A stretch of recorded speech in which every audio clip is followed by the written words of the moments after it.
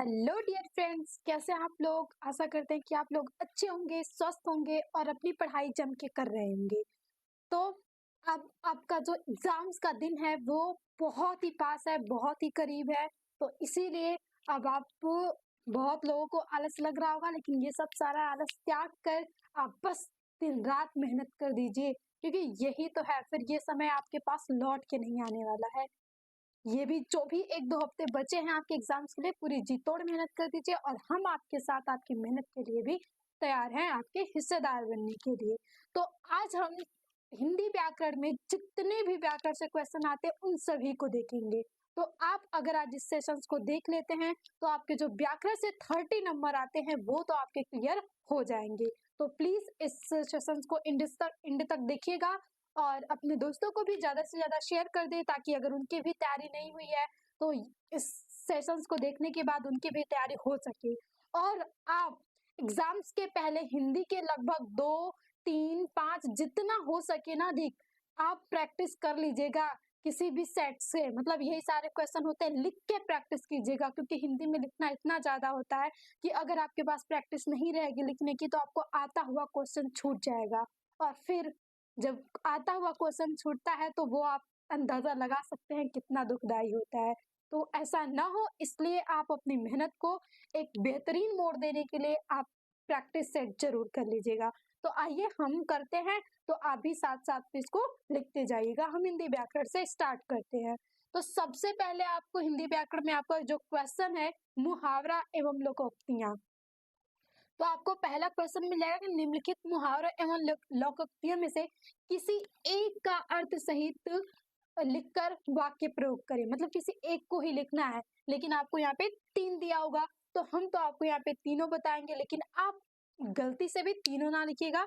आपको अगर exam paper मिलता है तो सबसे पहला आपका काम यही होगा कि आप मतलब जल्दी जल्दी फर्स्ट स्लाइड साइड में आप क्वेश्चन को अच्छे मतलब देख लें कि हाँ कौन सा क्वेश्चन कैसे आना है और कितना हमें करना है।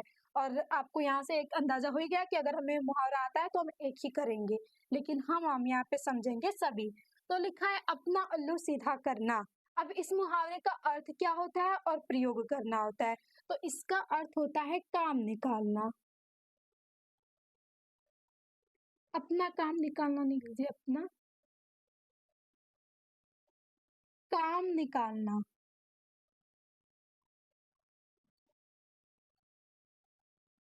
ये हो गया आपके पास इसका अर्थ। इस मुहावरे का अर्थ अपना उल्लू सीधा का मतलब होता है अपना काम निकालना।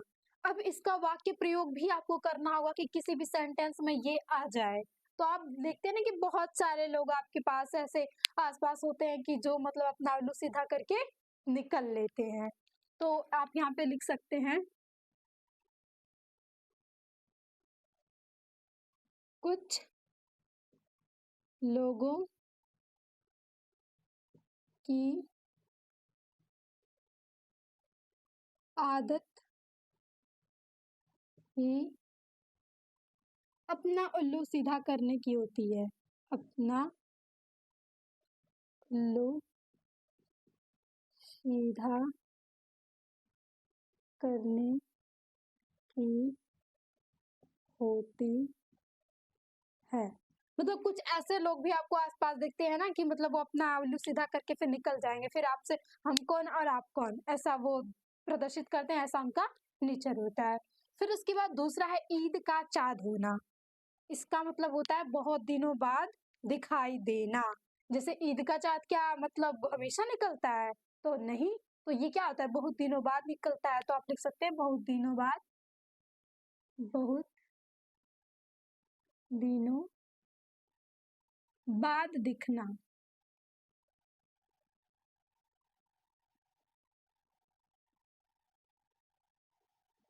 अब इसका भी वाक्य प्रयोग करेंगे तो कोई भी बहुत लोग होते हैं कि मतलब आप लिख सकते हैं कि राम की नौकरी लगते ही, नौकरी लगते ही वो ईद का चाँद हो गया। ईद का चाँद हो गया। अब मान लीजिए जो राम है वो गाँव में रहते थे, किसी एक पर्सन का नाम है, तो जैसे उनकी नौकरी लगी तो फिर वो गाँव वालों को कहाँ दिखेंगे? बहुत जब छुट्टियाँ होती है तो आते हैं, तो हम लिख सकते हैं कि जो राम की नौकरी लगती है वो ईद का चाँद हो गया। तो ये हो गया आपके पास वाक्य प्रयोग। फिर उसके बाद है काला अक्षर भैंस बराबर। ये कहावतें तो आपको सुनी होगी, बहुत बार सुनने को मिल जाती है। तो इसका मतलब होता है पढ़ा लिखा ना होना। पढ़ा लिखा न होना। ये हो गया आपके पास। अब इसका वाक्य प्रयोग करेंगे तो आप यहाँ पे लिख सकते हैं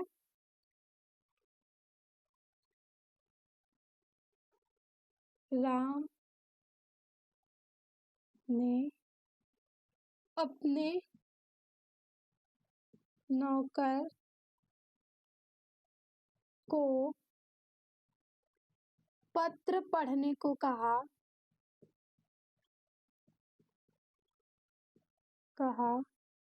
लेकिन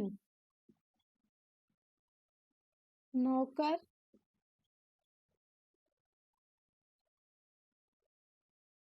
नौकर को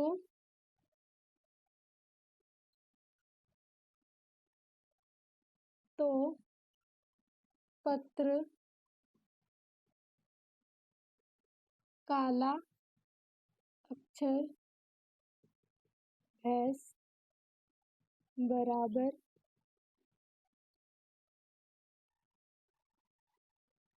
जो नौकर के या फिर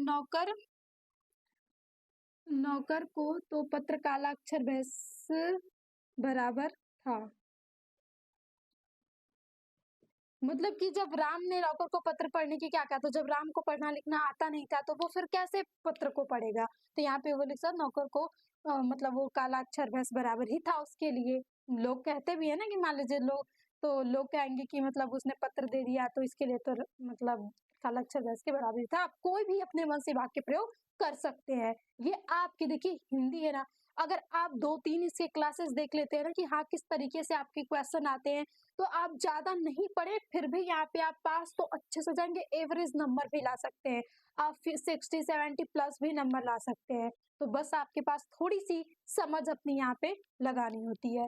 फिर उसके बाद जो दूसरा क्वेश्चन है आपके पास है, वो है संधि विच्छेद से क्वेश्चन आता है। तो हम देखेंगे कि आखिर संधि विच्छेद हम कैसे करते हैं। तो यहाँ पे लिखा है रमेशः का संधि विच्छेद कीजिए। तो आप रमेशा का संधि विच्छेद कैसे करेंगे? तो रमेशा में गुण संधि है तो रमा धन ईसह। ये हो गया आपके पास रमेश की संधि विच्छेद। कभी-कभी इसका नाम पूछ देता है तो ये गूढ़ संधि है। गूढ़ संधि। और नहीं, ये आपसे एमसीक्यू में ही पूछता है। वहाँ पे आपको संधि लिखी भी होगी कई सारी, तो उसमें से आपको लगाना होगा। तो हमने यहाँ पे एक लिया, तो आपको जो सही है वो रमा प्लस ईसा है, रमाधन ईसा। फिर कबींद्रा का संधि विच्छेद कीजिए, 3 आपको आएंगे और 3 नंबर देके जाएंगे। और ये था, इसमें से कोई एक आप लिख देंगे तो आपको कितने नंबर मिल जाएंगे? किसी एक को लिख के आप वाक्य प्रयोग कर देंगे तो आपका 2 नंबर इससे फिक्स हो जाएगा। और ये सभी एक-एक नंबर के होते हैं संधि विच्छेद। तो कबींद्रा का जो होगा तो ये होगा कबि धन ईसह। और ये हो जाता है, सॉरी इंद्र है ना, कबि धन इंद्र। हाँ, और ये है दीर्घ संधि। दीर्घ संधि ये भी आपके पास 1 नंबर में आ जाती है। फिर गायक है, फिर गायक का भी आपको पास संधि विच्छेद करना है। तो गायक में हो जाएगा गै धन अकह। ये हो जाएगा आपके पास 1 नंबर का ये भी। तो ये होता है संधि विच्छेद। आप नॉर्मली भी अपने मतलब थोड़ा-सा दिमाग से लगाएँगे तो ज़्यादा कुछ गलत नहीं होगा। इसमें से एक बार आप संधि पढ़ लेंगे तो आपको ये पास आ जाएगा। और देखिए इसी में से रिपीट होता है, 2-3 सेट आप कर लेते हैं ना तो ज़रूर आपको कोई मिल जाएगा। और आप वहाँ से लिखा भी होता है आपके पास। अब ऑप्शनल आता है तो जैसे ही आप अगर देखे रहेंगे तो आपको दिमाग में खुद ही आ जाएगा कि हाँ, इसकी संधि ये होगी। फिर उसके बाद जो क्वेश्चन है वो तीसरा है कि निम्नलिखित सब युग्मों का सही अर्थ लिखिए। आपको 2 शब्द दिए होंगे और नीचे उसके ढेर सारे अर्थ लिखने होंगे, तो उसमें से जो सही होगा आपको उस पे टिक लगाना होगा। तो हम यहाँ पे अनिल धन अनल लिखे हैं, तो इसका अर्थ आपको पता होना चाहिए तभी तो आप वहाँ पे टिक लगाएँगे। तो अनिल धन अल का मतलब होता है हवा और अनिल का मतलब आग। तो ये हो गया आपके पास 1 नंबर का ये। फिर दूसरा 2 इसमें देता है अम्बुज धन अम्बुद। यहाँ पे ज है और यहाँ पे क्या है आपके पास द है। तो इसके भी आपके पास देखिए अगर पर्यायवाची शब्द से भी थोड़ा रिलेटेड होता है कि आपको वहाँ पे लिखा होगा और उसमें करना होता है। तो ये होता है बादल, अम्बुज यानी बादल। जब भी हम जल के पर्यायवाची में ज लगा देते हैं तो वो बादल के पर्यायवाची होते हैं, ये कॉमन होता है, आप ध्यान में रख लीजिएगा। बादल और अम्बुद का मतलब हो जाएगा यहाँ से समुद्र। जब भी हम जल में द लगाते हैं तो वो समुद्र की पर्यायवाची बनती है और जब भी हम जल के पर्यायवाची में ज लगाते हैं तो वो किसकी बादल वाली बन जाती है। तो आपको इतना क्या रखना है, ध्यान में रखना है। तो ये आपके पास शब्द युग में आएंगे और वहां पे आपको ये लिखा हुआ मिलता है देखने के लिए, तो आपको सही टिक लगाना होता है। तो हमने यहाँ पे आंसर सही लिख लिया तो टिक भी लगा ही लेंगे। फिर उसके बाद है निम्नलिखित वाक्यांशों के लिए एक सही अर्थ लिखिए। मतलब आप पे ये जो वाक्यांश दिए हैं ना, मतलब हम लिखते हैं अनेक शब्द के लिए एक शब्द, ये भी आपके पास आता है। 4 मतलब 2 आ जाएगा और 2 में से उसमें अब तो आता है कि आपको लिखना भी नहीं पड़ता है, वहाँ पे आपको लिखा होगा, वहाँ पे टिक लगाना होता है। लेकिन आप एक गलती ना कीजिएगा, आप पेपर में उसके नीचे लिख दीजिएगा। ये नहीं कि हाँ, ये ऑप्शन सही है तो वही लिख के छोड़ दें। आप लिख देंगे तो एक आपकी कॉपी थोड़ी अलग दिखेगी और आपको अलग अच्छे नंबर भी मिलेंगे। तो यहाँ से लिखा गया आशा से अधिक, तो इसको हम क्या कहेंगे, हम आशा से अधिक को हम बोलते हैं आशातीत। आशातीत जब भी बोला जाएगा आशा से अधिक तो हम इसे बोलेंगे आशातीत। फिर उसके बाद जानने की इच्छा रखने वाला, ये तो जनरली हम सुनते रहते हैं। जैसे हम बोलते हैं ना, ये कोई स्टूडेंट ऐसा आता है क्लास में कि वो टीचर से क्वेश्चन पे क्वेश्चन किए जाता है, तो वो बच्चा कैसा होता है, उसको हर एक चीज जानना होता है, यानी वो जिज्ञासु होता है। तो हम यहाँ पे लगा लेंगे जिज्ञासु। हो गया आपके पास 2 नंबर का ये भी। फिर उसके बाद है आपके पास कि निम्नलिखित वाक्यों में से किन्हीं 2 को सही करें। आपको वाक्य लिख के दे देगा और उस वाक्य में कहीं ना कहीं कुछ गलतियां होंगी और उन गलतियों को आपको सही करके वाक्य को लिखना होगा। तो ये देखिए हिंदी में कितना आसान है, हिंदी बस मतलब अगर आप एक बार देख लेते कैसे क्वेश्चन आते हैं तो फिर आप हिंदी में तो कहते हैं हाँ भाई हो जाएगा। तो देखिए लिखा है बेटी तो पराया धन होता है, क्या होता है, यहाँ पे होती है ना, तो बस आपको यही चेंज करना है, बेटी तो पराई धन होती है। ये हो गया आपके पास सही। फिर उसके बाद व्यक्ति और समाज का घोर संबंध है। व्यक्ति और समाज, व्यक्ति और समाज में होना चाहिए ना, यहाँ पे हम लिख सकते हैं व्यक्ति और समाज में घोर संबंध है। आप यहाँ पे गहरा संबंध भी लिख सकते हैं, गहरा संबंध है। फिर 4 कानपुर के व्यक्ति बोले, 4 कानपुर के व्यक्ति बोले, क्या ये 4 कानपुर होता है, मतलब कानपुर के 4 व्यक्ति बोले। तो हम यहाँ पे जब लिखेंगे तो कानपुर के 4 व्यक्ति बोले। तो ये जो हिंदी है ना आपके लिए, मतलब आप कैसे अपनी भाषा में बोलते बातचीत करते हैं, क्या सही होता है, तो आपके वही सही ढंग करने का ये तरीका है। तो ये था हिंदी व्याकरण में क्वेश्चन और इसके बाद आप इसका स्क्रीनशॉट लेंगे, फिर उसके बाद हम और भी क्वेश्चन देखेंगे क्योंकि आप यहाँ पे पर्यायवाची भी लिखने के लिए आती है। फिर हम रस, अलंकार और छंद देखेंगे और फिर उसके बाद निबंध और ये सारा इंपॉर्टेंट। तो आपके पास व्याकरण में पूरे 30 नंबर के क्वेश्चन यहाँ से हो जाएंगे। ये भी आपके पास 2 नंबर में आता है, ये 1 नंबर में, 2 है तो इसे भी हम 2 नंबर में कर लेंगे और ये भी आपके पास 2 नंबर में आता है। तो इस तरीके से आपको क्या करना है, व्याकरण में यही 1-2 ही नंबर हैं। तो आपको अगर देख लेते हैं तो ये 1-2 नंबर आपको व्याकरण बहुत बच्चों के लिए हार्ड लगता है, लेकिन उतना हार्ड नहीं है। पर्यायवाची ये सब तो हम थोड़ा बचपन से पढ़ते रहते हैं, शब्द-वब्द तो ये सब हम कर ही लेंगे ना। तो प्लीज़ इसका स्क्रीनशॉट लें, इसके बाद हम और भी व्याकरण के इम्पोर्टेंट क्वेश्चंस देखते हैं।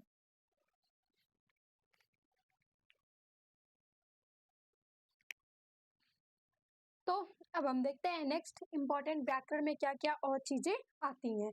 अभी हमारा रस छंद अलंकार बचा हुआ है और पर्यायवाची शब्द बचा हुआ है और निबंध तथा पत्र के बारे में हम देख लेंगे कौन-कौन से आते हैं। बाकी तो हमने पत्र, निबंध ये सारे बहुत लॉन्ग लेक्चर में लेके हमने कई सारे किए ही हैं, तो आप वहां से जाके देख लेंगे और बाकी हम इम्पोर्टेंट कौन-कौन से हैं वो देख लेंगे।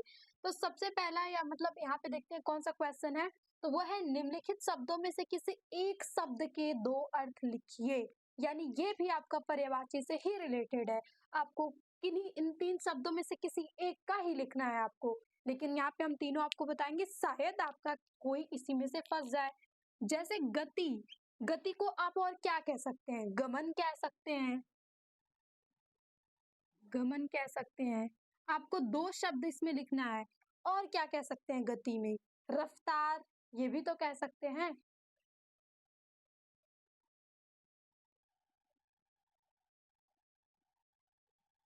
गति बढ़ा दो, रफ्तार बढ़ा दो, गमन बढ़ा दो, तो ये सारे इसके 2 अर्थ हो गए। फिर उसके बाद आप दूसरा आ जाएगा, इसका भी 2 अर्थ आपको लिखना होगा, तिर। तिर मतलब क्या-क्या होता है? किनारा, तट, और भी लिख लें तो समीप, और बाढ़ भी लिख सकते हैं ना, तिर धनुष तो बाढ़ भी कहा जाता है, बाढ़ वो चलाने वाली बाढ़, बाढ़ा नहीं बाढ़। फिर उसके बाद पयोधर, देखिए इसी में से मान लीजिए आपसे तट का फिर पूछ देगा, तो इन वर्डों को आपको यहाँ पे लिख देगा और इसका आपको 2 लिखना होगा। तो ये जो सेशंस करवाए जाते हैं बहुत इंपॉर्टेंट है। तो मान लीजिए इसी में थोड़े शब्द चेंज करके आपको आता तो वही है। फिर आपके पास पयोधर, तो पयोधर बादल के तो आप लिख सकते हैं जलधर, बादल, ये सब जितना आप इसका लिख सकते हैं, अम्बुज, ये सब किसके आ जाएंगे? पयोधर, यानी वो बादल की पर्यायवाची में आप इसके अर्थ लिख सकते हैं। तो ये भी आपको 1 नंबर में आ जाता है, किन्हीं एक के 2 अर्थ लिखने होते हैं, तो ये भी तो आपके 2 नंबर मिल जाएंगे यहाँ पे। 2 नंबर में ये भी आपके पास आ जाता है कि किसी एक शब्द के कोई 2 अर्थ लिखने होते हैं। अब हम आ जाते हैं थोड़े बड़े वाले पे। ये भी तो होता तो 2 ही नंबर का है, लेकिन थोड़ा-सा एफर्ट हमें इसमें अधिक लगाना पड़ता है। तो यहाँ पे आपके पास कोई, देखिए हमने उपमा, रूपक, यमक, श्लेष ये करवाया है 4 अलंकार। तो इन 4 अलंकारों में से कोई एक आपको आ जाएगा और ये 4 अलंकार तैयार कर लेते हैं तो आप कोई भी आसानी से इसमें से लिख सकते हैं। 4 क्या 3 भी तैयार कर लेंगे उसमें से, तब भी आपका काम चल जाएगा। तो यहाँ पे है कि उपमा अलंकार या रूपक अलंकार, किसी एक की परिभाषा को उदाहरण से समझाइए। तो हमने यहाँ पे दोनों लिखा है, तो आप एक बार दोनों रिवीजन कर रहे हैं, लेकिन आपको एग्जाम में दोनों नहीं केवल एक लिखना होता है और उसके उदाहरण को भी देना होता है। तो हम उपमा अलंकार किसे कहते हैं? उपमा की जाती है ना, हम बोलते हैं ना इसकी उससे उपमा, तुलना, तो यही आता है। तो जहां पर उपमेय की तुलना उपमान से समानता के आधार पर की जाती है, वहां पे क्या होता है? उपमा अलंकार होता है। हम कहते हैं ना इसका मुख चंद्रशा है, तो यही इसके क्या हो जाएंगे? अब हम यहाँ पे जब उदाहरण लिखेंगे, उदाहरण, तो हम लिख सकते हैं सिय मुख चंद्र समाना, सिय मुख चंद्र समाना, ये भी आपके पास एक उदाहरण हो गया। फिर वो गाना तो सुने ही होंगे, फूलों सा चेहरा तेरा, और ये वाला, तो ये भी आप लिख सकते हैं यहाँ पे उदाहरण। तो आपको एक ही लिखना होता है। फिर उसके बाद यहाँ पे रूपक अलंकार की आप डिफिनेशन लिखेंगे, तो इसके भी जो होती है, जहां पर उपमेय में ही उपमान का अभेद रहित आरोप कर लिया जाता है, वहां पे होता है रूपक अलंकार। अब रूपक अलंकार लिखने के साथ साथ आपको यहाँ भी क्या देना पड़ेगा? उदाहरण देना पड़ेगा। तो अब इसमें उदाहरण में गाना सुने हैं, पायो जी मैंने प्रेम रतन धन पायो, प्रेम रतन धन पायो, ये भी इसका हो सकता है। या तो आप चरण कमल बंदो हरिराई हरि राई।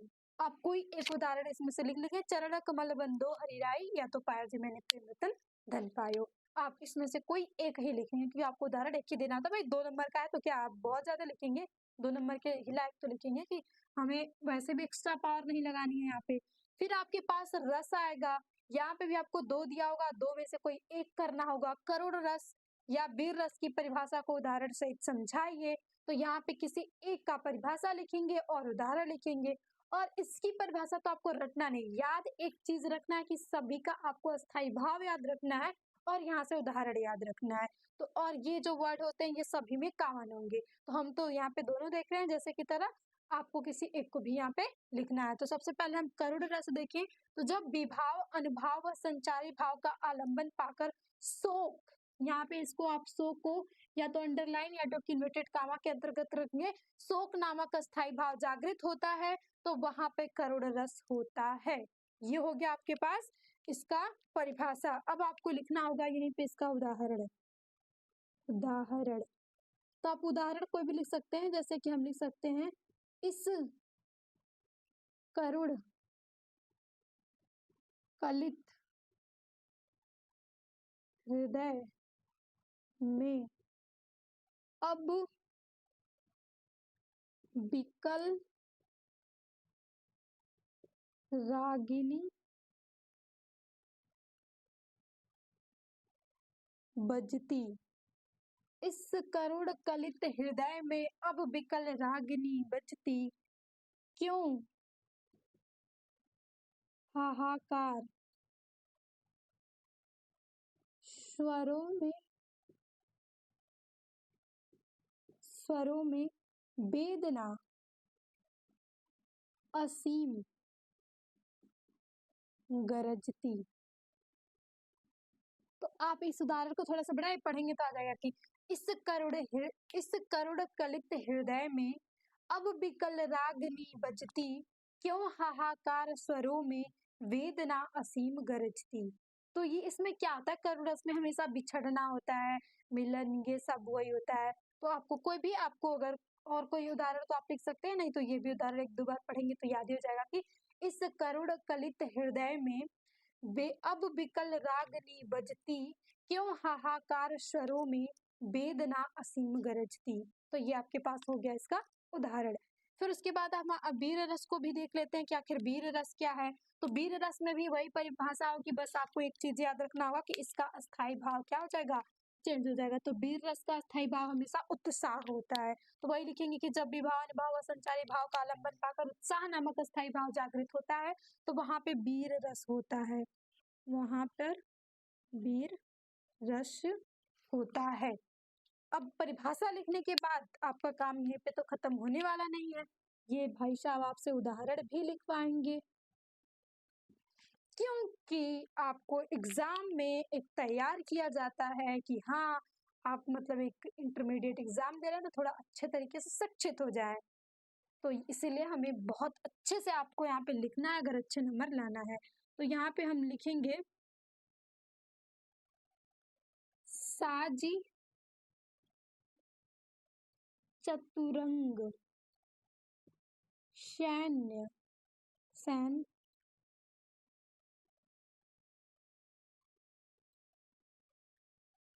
अंग में उमंग।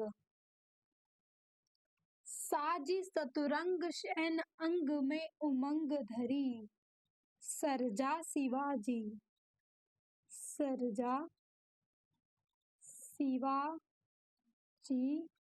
जंग जीतन चलत हैं। सॉरी गलत लिख दिया हमने, चलत है। और इस लाइन को युद्धवीर भूषण ने कहा था और शिवाजी का नाम सुनते ही तो वैसे ही उत्साह आ जाता है। तो जो वीर है उनके नाम में ही तो उत्साह वर्ड छिपा हुआ है। तो जैसे झांसी की रानी नाम आते ही आ जाता है कि वीरता का वर्णन होने लगता है, शिवाजी का नाम लेते ही वीरता का वर्णन होने लगता है। तो इन्हीं लोगों से रिलेटेड होते हैं आपके वीर रस के उदाहरण। आप ये भी लिख सकते हैं झांसी की रानी वाले की खूब लड़ी, झांसी खूब लड़ी मर्दानी वो वाली कहानी, खूब लड़ी मर्दानी वो झांसी वाली रानी, तो ये भी लिख सकते हैं आप। और नहीं तो ये शिवाजी वाला भी लिख सकते हैं कि साज चतुरंग सैन्य अंग में उमंग धरी, सरजा शिवाजी जंग जीतन चलत है। यानी शिवाजी जब भी चलते थे वो जंग जीतने के लिए चलते थे। तो ये मतलब वो कविता दोहा जो भी है में लिखा गया था। तो यही वीर रस का आपके पास हो गया उदाहरण। तो ये भी आपके हो चुके हैं यहाँ से 2 नंबर क्लियर, 2 नंबर यहाँ, 2 नंबर यहाँ, 2 नंबर यहाँ, इस बोर्ड पे क्लिक आउट लेते हैं। एग्जाम में आपके 6 नंबर तो फिक्स है भाई, यहाँ से अगर आप ये तैयार कर लेते हैं तो। फिर उसके बाद बचा हुआ है छंद, तो इसका स्क्रीनशॉट लें। उसके बाद हम देखते हैं छंद और कुछ इम्पोर्टेंट निबंध तथा पत्र के बारे में देख लें किस पे आते हैं। बाकी लिखने का तरीका तो आपको बता ही दिया गया है। तो हमारा आज के सेशन में पूरा ग्रामर कंप्लीट होने वाला है, तो इसका स्क्रीनशॉट ले, फिर बचा हुआ भाग हम देखते हैं।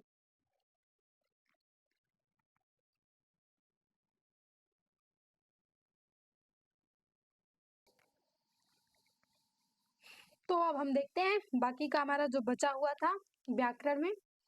तो आपके पास हमने रस छंद तो देख लिया, अब हम देखते हैं सॉरी हमने अलंकार और रस तो देख लिया, अब हम देखते हैं छंद। और ये तो आपको एकदम 100% गारंटी है। क्या ये तो कहा जाता है ना, रेती चली आई, आपको रस छंद तो आएगा ही। वो कहा जाता है ना, रघुकुल नीति सदा चली आई, प्राण जाई पर वचन न जाई। वैसे ही जो हमेशा एग्जाम्स के ना रीति हमेशा से चली आई, चाहे कुछ भी हो जाए, रस छंद अलंकार तो आपको आएंगे ही हिंदी में। तो हमने आपको 2 दिया होगा और किसी एक को लिखना होगा। हम यहाँ पे दोनों को डिफाइन कर रहे हैं पहले के जैसे जैसे हमने सभी को देखा था। तो आपको चौपाई छंद या दोहा छंद की परिभाषा उदाहरण से समझाना है, क्वेश्चन में आ जाएगा। और ये 2 तैयार कर लेते हैं तो शायद चौपाई सोरठा पूछ दे या सोरठा दोहा पूछ दे, तो 2 भी तैयार है तो आपका आराम से यहाँ पे हो जाएगा। क्योंकि सबको तो लिखना नहीं भाई, एक ही को तो लिखना है। एग्जामिनर्स को आपको दिखाना ही नहीं है कि हाँ मैंने तो छंद पे पूरी डिग्री करके आई है, मुझे छंद पूरा लिखना है। नो, आपको जितना पूछा जा रहा है उतना ही लिखना है। तो हम देखते हैं चौपाई छंद की परिभाषा क्या होती है। और चौपाई तो उदाहरण याद करने की जरूरत ही नहीं है भाई। अगर आप सनातन हिंदू धर्म से हैं या कोई भी मानते हैं तो हनुमान चालीसा किसी ना याद हो भाई, हर जगह देखने को मिल जाता है। तो जो हनुमान चालीसा है वो और कुछ नहीं, चौपाई ही है। तो उसी को आप लिख सकते हैं यहाँ पे चौपाई के उदाहरण में भी। तो डिफिनेशन क्या होती है कि यह एक सममात्रिक छंद है। आपको याद रखना है कि ये कौन सा छंद है। तो ये मात्रिक छंद है, क्योंकि 2 प्रकार के छंद होते हैं ना, मात्रिक तथा वर्णिक। तो आपको मात्रिक छंद ही पढ़ना होता है। तो इसमें 4 चरण होते हैं और प्रत्येक चरण में 16-16 मात्राएं होती हैं। अब आपका काम है कि परिभाषा हो गई तो क्या मुझे पूरे नंबर मिल जाएंगे? तो बिल्कुल भी नहीं। आपको यहाँ से जो नंबर मिलेंगे 1, और 1 नंबर के लिए आपको मेहनत और भी करनी है यहाँ से। और भाई हनुमान जी का चालीसा लिख देना है। और हनुमान जी का चालीसा पढ़ते ही एक पॉजिटिविटी आ ही जाती है, एक पॉजिटिव वातावरण क्रिएट हो जाता है और उस समय फिर तो आपके मजे हैं। आप लिख सकते हैं आसान सा उधर, जय हनुमान ज्ञान गुण सागर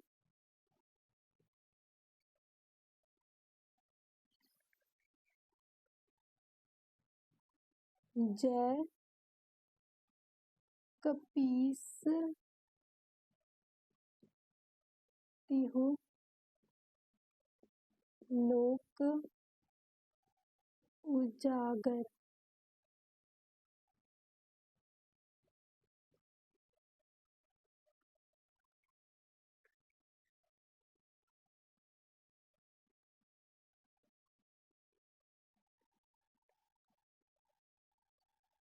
अतुलित बलिधामा,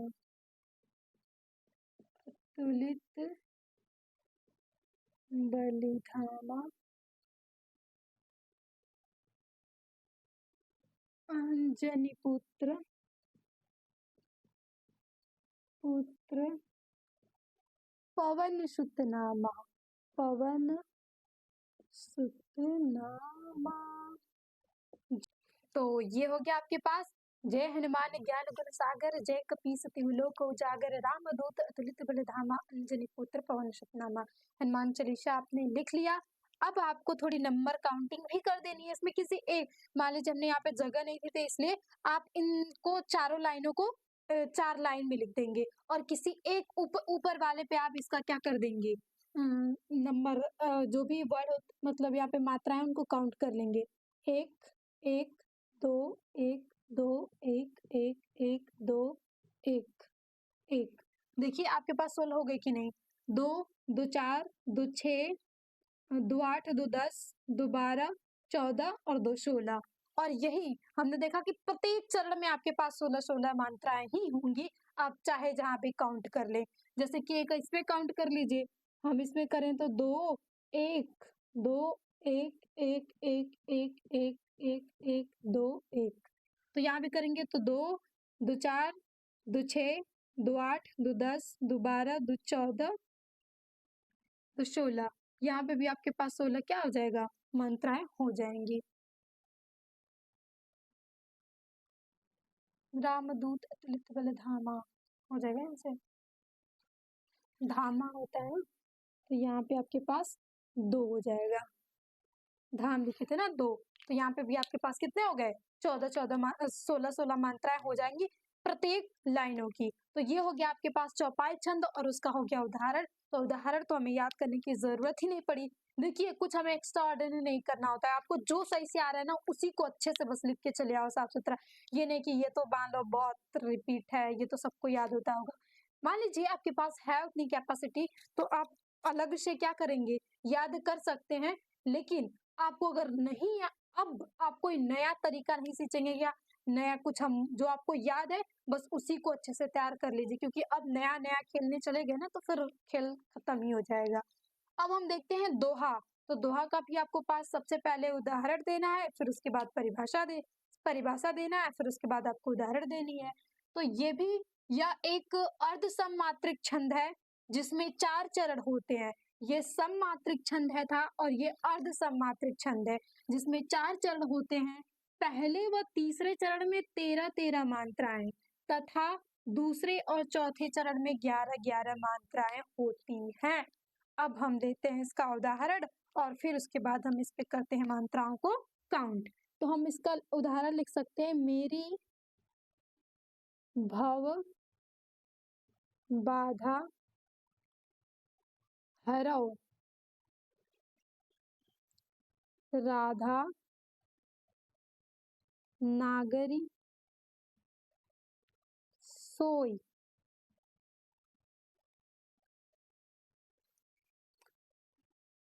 जा तनकी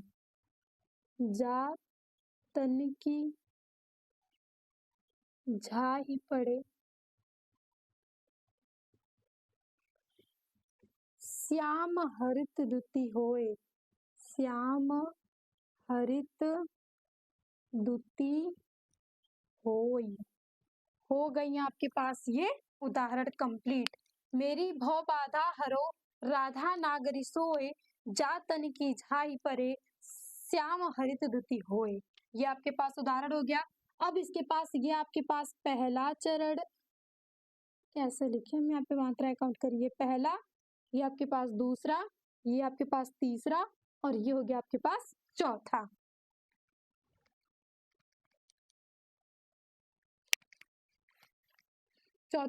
अब इसके बाद हम करते हैं, तो आपको याद रखना कि पहले और तीसरे चरण में 13-13 मात्राएं होनी चाहिए, दूसरे और चौथे चरण में 11-11 मात्राएं होनी चाहिए। तो आइए हम काउंट करते हैं। तो में ए, इस पे 1 हो जाएगा, नहीं में है ना, 2 2 1 1 2 2 1 2। तो इस पे म है, फिर अप ए की मात्रा है तो उसे हम क्या मान लेते हैं, लघु दीर्घ मान लेते हैं। फिर ये बड़ी की मात्रा तो दीर्घ ही है। तो ये 2 2 4 2 6 2 8 2 10 2 12 और 1 13। हमारे पहले में तो हो गई 13 मात्राएं। हैप्पी हो जाइए भाई, 13 मात्राएं कंप्लीट हो गई। मात्रा में बड़ी दिक्कत होती है तो आप याद रखिए, अगर बड़ी मात्राएं हैं तो उसे हम दीर्घ मानते हैं, छोटी मात्राएं तो उसे हम क्या मानते हैं, लघु मानते हैं। अब हमारा पहला कंप्लीट हो गया 13, तो हम पहले के साथ-साथ तीसरे को भी कर लेते हैं, क्योंकि हमें तीसरे में भी कंप्लीट करना है। तो यहाँ पे भी 2, 1, 1, 2 बड़ी है ना यहाँ से, फिर 2, 2, 1, 2, फिर यहाँ पे देखेंगे 2, 2 4, 2 6, 2 8, 2 10, 2 12, 1 13। तो वाओ! कंप्लीट हमारा, हमने झूठ नहीं परिभाषा लिखा था, सही लिखा था यार। और ये उदाहरण भी हमें लग रहा है सही है, परिभाषा और उदाहरण मैच कर रहे हैं तो सही है ना भाई। तो ये हो गया हमारे पास पहला और तीसरा। अब हम देखते हैं दूसरे और चौथे में। तो दूसरे चौथे में राधा जी 2, 2, 2, 1, 1, 2, 2। तो 2, 2 4, 2 6, 2 8, 2 10, कितना हो गया यहाँ पे? 2, 2 4, 2 6, 2 8, 2 10, 2 12 हो जा रहे हैं यहाँ पे।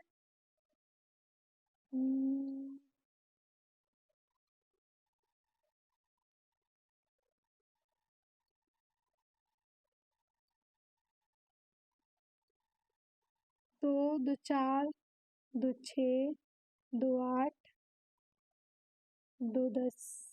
यहाँ पे छोटी की मात्रा रहेगी, सॉरी यहाँ पे भी आप लगा लेंगे छोटी, सो ही रहेगा ना, सो ही, छोटी की मात्रा रहेगी तो हम वहाँ पे क्या कर लेंगे, एक मात्रा काउंट कर लेंगे। तो 2, 2 4, 2 6, 2 8, 2 10, 1 1 11। फिर नीचे भी हम देखते हैं, तो जो ये श्याम है ना, तो जो आधा मतलब कोई भी वो सब अक्षर होगा और उसके बाद जो वाला पूरा होगा, तो हम इन दोनों को मिला के कितना काउंट करेंगे, एक, यानी स्या एक हो गया, मुंह मुंह पे मतलब छोटी की को मात्रा तो एक हो गया ये, फिर ये भी एक, एक, एक, और ये द्वितीय का 2, द्वितीय छोटी की मात्रा है 1, 1, 2, 1। तो 2, 2 4, 2 6, 2 8, 2 10, 1 11। ये भी आपके पास कितना हो गया, 11 हो गया। तो हमने देखा कि हमारी जो परिभाषा है उदाहरण से मैच कर रहा है, यानी हमने कुछ गलती नहीं की है, हमारा दोनों सही है। कभी-कभी हो जाता है ना कि हमें कई सारे हम याद करते हैं, तो इसका उदाहरण उसमें, तो जब ये आपके पास मात्रा काउंट कर लीजिएगा, तो जब मात्रा सही तो हमारा उदाहरण भी और परिभाषा भी क्या हो गई, सही हो गई। तो चौपाई एक सममात्रिक छंद है, इसमें 4 चरण होते हैं, प्रत्येक चरण में 16-16 मात्राएं होती हैं और इसका उदाहरण तो बेहद ईजी है। आपके पास हनुमान चालीसा पढ़ दीजिए, आपके पास तैयार हो गया। फिर दोहा छंद है, तो दोहा जो होता है अर्ध सममात्रिक छंद है और इसमें भी 4 चरण होते हैं। इसमें पहले और तीसरे चरण में ये 13-13 मात्राएं, कभी-कभी आपसे लिख देगा कि विषम चरण में 13-13 तथा सम चरण में 11-11 मात्राएं होती हैं। और जो अब मान लीजिए बाय द वे आपसे सोरठा पूछ देता है, तो सोरठा दोहे का उल्टा होता है, यानी जो दोहे में आपने कहा उसी का उल्टा होगा। तो हम लिख सकते हैं जो सोरठा है वो दोहे का उल्टा होता है, यानी इसमें सम चरण में 11-11 सम चरण में 13-13 मात्राएं तथा विषम चरण में 11-11 मात्राएं होती हैं। तो ये जो मात्राएं काउंट की हैं वही बस क्या हो जाता है, उल्टा हो जाता है, और इसके उसका उदाहरण याद कर लेंगे, फिर आपके पास ये क्या हो जाएगा, सोरठा भी क्लियर हो जाएगा। तो ये आते हैं आपके पास छंद, और इस छंद को लिख के आपको 2 नंबर लेना होता है। तो हमारे ग्रामर का पोर्शन लगभग समाप्त ही हो चुका है। अब आपके पास जो क्वेश्चन एक आएगा, पत्र लेखन। पत्र लेखन, तो पत्र लेखन में आप बस एक बैंक को ऋण प्राप्त हेतु बैंक प्रबंधक को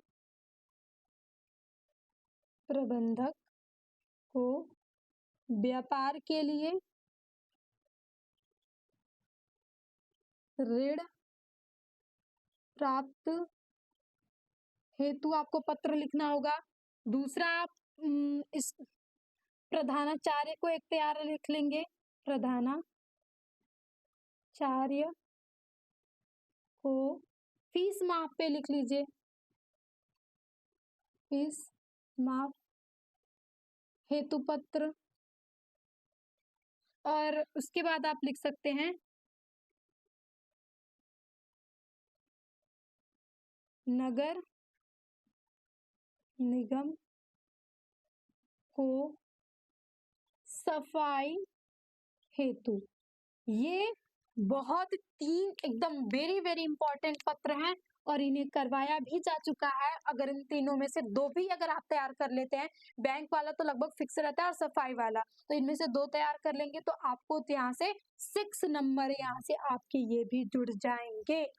तो आपको बस 2 पत्र तैयार करना है और पत्र में रटना थोड़ी है यार, बस आप उसका लिखने का तरीका देख लो कि हाँ, कैसे-कैसे लिखा जाता है। सेवा में फिर हम वहाँ पे स्थान, नाम जिनको लिखना है वो लिखेंगे, फिर महोदया फिर लिखेंगे, फिर आपके पास जो आपकी प्रॉब्लम है वो लिखेंगे। बस लिखने का तरीका तो आप हिंदी के मतलब इम्पोर्टेंट पत्र का सेशन बचा हुआ है तो बना हुआ है तो आप वहाँ से जाके देख सकते हैं। कई सारे पत्र को हमने करवाया है और फिर उसके बाद जो नेक्स्ट क्वेश्चन आता है, वो आता है निबंध लेखन लास्ट। निबंध और निबंध आपको दे के जाएगा 9 नंबर। तो आपको किस पे निबंध तैयार करना चाहिए? तो हमने बहुत कई हमने करवाए हैं महत्वपूर्ण निबंध तैयार। देखिए आपको मतलब पर्यावरण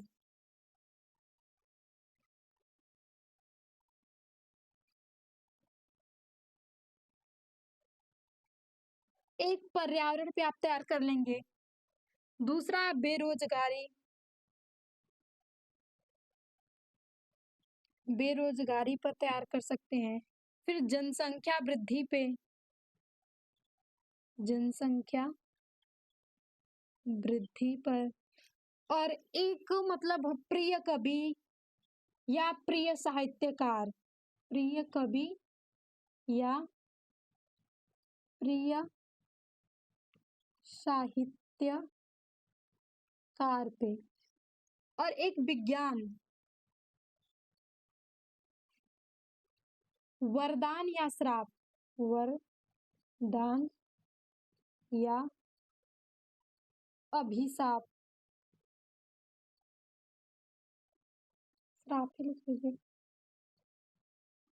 ये हो गया। इन 5 पे भी अगर आप तैयार कर लेते हैं ना तो इसमें से देखिए 1-2 देता नहीं, वो 5, 6, 7 आपको ऑप्शन देता है और उन 7 में से किसी एक पे ही आपको लिखना होता है।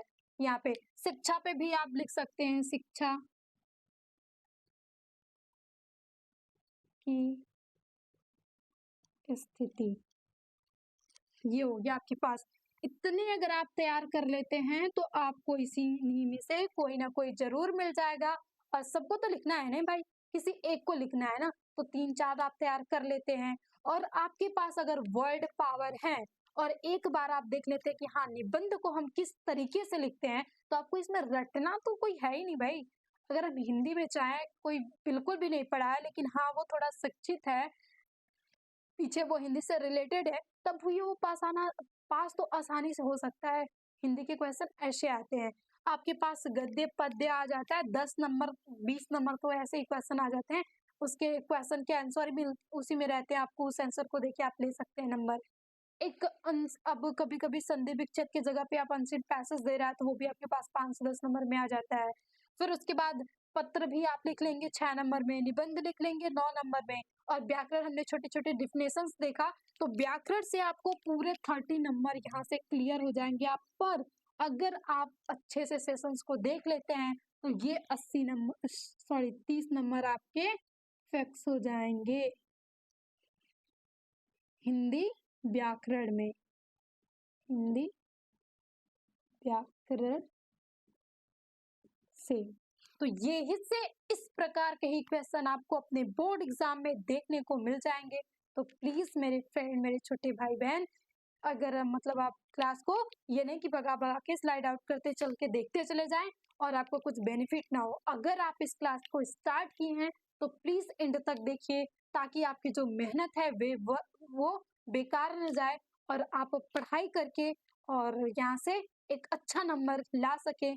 हमें भी अगर आप बताएँगे तो बहुत प्राउड फील होगा और आप किसी और को नहीं खुद के लिए कुछ भी करना है आप खुद के लिए कीजिए। आप खुद को एक दुनिया को एक नई पहचान दीजिए क्योंकि कुछ किए बिना किसी का वहन नहीं होने वाला है। तो कुछ किए बिना जय-जयकार तो होती नहीं है। तो अगर आपको जय-जयकार करवानी है तो कुछ तो करना पड़ेगा। तो बस एक पॉजिटिविटी, एक सकारात्मक सोच के साथ आप एग्ज़ाम्स की तैयारी कर दीजिए। ये ख़्याल तो आपको अपने दिमाग में कभी नहीं लाना है कि मैं तो फेल हो जाऊँगा। ये डर आप एकदम कहिए भाई तू अभी साइड रह, मेरे पास टाइम है, मैं पढ़ रहा हूँ, मेहनत कर रहा हूँ, तो मुझे तेरी ज़रूरत नहीं है। आपके पास नंबर तो अच्छे आएँगे और बस अपना 100% दे के चले आओ। बाकी तो जो होगा सो होगा ही। तो अब इसी के साथ मिलते हैं नेक्स्ट सेशन में। अगर आपको किसी और भी मतलब ऐसा आपको आपका वीक पॉइंट हो तो प्लीज़ कमेंट्स में बताइएगा। हम उस पे भी लेक्चर ले लेंगे ताकि आपका वो भी तैयार हो जाए। आप बेझिझक आपका जो छोटी-बड़ी जो भी समस्या हो कमेंट्स में लिख दीजिए। आपकी उस समस्याओं का समाधान ज़रूर करेंगे। और इसी के साथ मिलते हैं नेक्स्ट सेशन में। Always be happy and be positive and work hard, work hard.